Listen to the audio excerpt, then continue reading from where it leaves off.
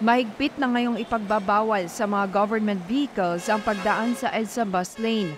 Sa Laguingan Public Briefing, sinabi ni Interagency Council for Traffic or IAC Chief Charlie Del Rosario na tanging mga pang-law enforcement at emergency lamang ang kanilang papayagang dumaan sa EDSA bus lane. Sisitahin po yung mga red plate na government vehicle na walang marka at kung hindi po emergency yan ay pakikiusapan pa po lumabas yan. Kung ayaw po talagang uhulihin na po natin yan.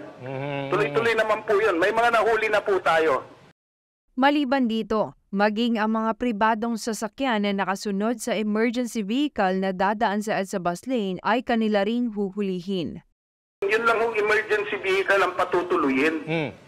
Yun yung private vehicle na nakasunod, madali yung sabihin nila na pasyente namin yon. Dahilan ho yun. Paano natin mabe-verify? Hindi naman ho natin matatanong yung pasyente, di ba? Opo.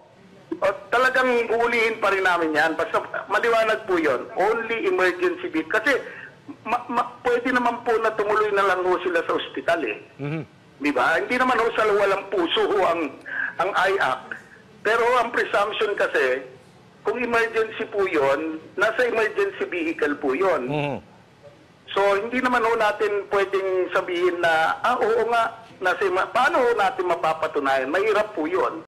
Samantala, kasunod naman ang pagsisimula ng pasukan at nagpapatuloy na FIBA World Cup ay walang namomonitor na traffic at untoward incident ang IAC sa EDSA bus lane.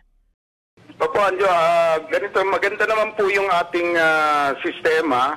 Nagtutuloy-tuloy naman po yung ating mga delegate. Hindi naman po nagkokos ng traffic or any untoward incident. Wala po tayo natanggap na ganong report.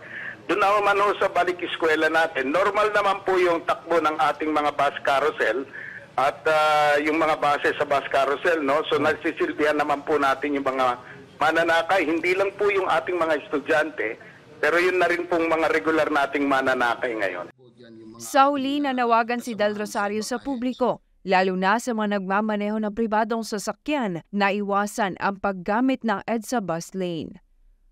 Para sa Diyos at sa Pilipinas kong mahal, Jane Conita, SMNI News.